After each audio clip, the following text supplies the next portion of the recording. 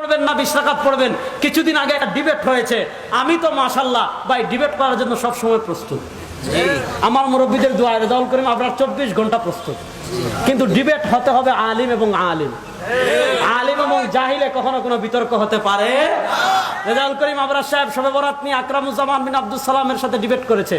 ওনাদের মাদানী সাহেব পানি খাওয়ার টাইম দেয় নাই। এগুলো আছে, আপনি ফেসবুকে সার্চ দিলে দেখেন। রেজাউল করিম আবরার সাহেব তাকলিদ নিয়ে হাবিবুর রহমান আজহারীর সাথে ডিবেট করেছে, পানি খাওয়ার টাইম দেয় নাই। রেজাউল করিম আবরার সাহেব তাবিজ নিয়ে সাইফুর কি জানি আমাদের মীর মুয়াজ্জম হোসেন সাইফির সাথে ডিবেট করেছে, পানি খাওয়ার টাইম দেয় নাই। রেজাউল করিম আবরার সাহেব সবসময় ডিবেট করার জন্য প্রস্তুত, কিন্তু খেলতে হলে খেলোয়াড় লাগবে। আমি মাঠে খেলতে গিয়েছি, আপনি এমন একজন নিয়ে আসছেন যার ফা নাই। আচ্ছা বলতেছে যে তার সাথে পেনাল্টি শট হবে, পেনাল্টি কি, আমি তো তার সাথে খেলবো না, কারণ তার তো পা নাই।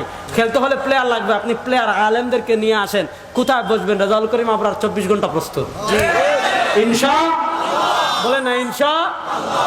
কথা বুঝেন, রমাদান আসলে মাইল লাগে যে তারাবি 8 রাকাত পড়বেন না 20 রাকাত পড়বেন। আমি আপনাদেরকে কোনো মারামারি শিখাবো না, আমি আপনাদেরকে খুব সহজ মূলনীতি যাচ্ছি। নবী করিম সাল্লাল্লাহু আলাইহি ওয়াসাল্লাম 8 পড়লেন না 20 পড়লেন, দেখেছেন কারা? বড় আসতে বললেন। আচ্ছা এটা যদি বিশ্বাস না করেন তাহলে আর কেমনে বুঝাম? এটা যদি বলেন না সাহাবারা দেখেন নাই, তাহলে তো আমি আর ওয়াজি করব না। আপনাকে বলবো কত টাকা লাগবে পাবনায় যেতে, আমাকে বলেন, আমি দিতে রাজি। নবী তারাবি 8 পড়েছেন না 20 পড়েছেন, দেখেছেন কারা?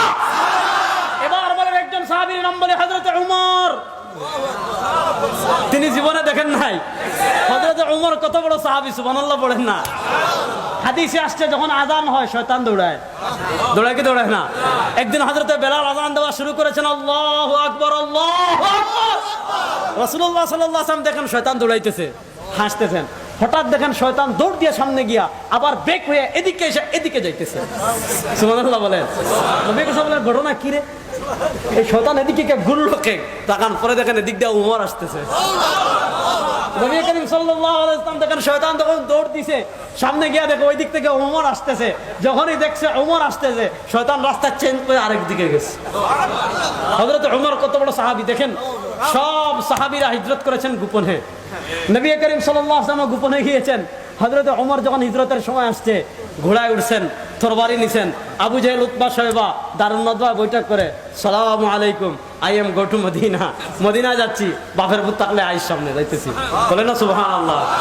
হযরত উমর কত বড় সাহাবী। আচ্ছা এবার আপনারা জানেন উমরের ফজিলত সম্পর্কে কথা বলবো না, আমি আপনাদের কাছে জানতে চাই নবী করিম সাল্লাল্লাহু আলাইহি ওয়াসাল্লাম তারাবির নামাজ 8 রাকাত পড়লেন নাকি 20 রাকাত পড়লেন, দেখেছেন কারা? মুখ খুলে বলেন। হযরত উমর দেখেছেন কি দেখেন নাই? হযরত আলী দেখেছেন কি দেখেন নাই? হযরত ইবনে মাসউদ দেখেছেন কি দেখেন নাই? আচ্ছা আপনারা বলেন নবী করিম সাল্লাল্লাহু আলাইহি ওয়াসাল্লামকে সবচেয়ে বেশি অনুসরণ করতেন কারা? মুখ খুলে বলেন। নবী করিম সাল্লাল্লাহু আলাইহি ওয়াসাল্লামকে সবচেয়ে বেশি অনুসরণ করতেন কারা? উরওয়াতান কুদওয়াতান।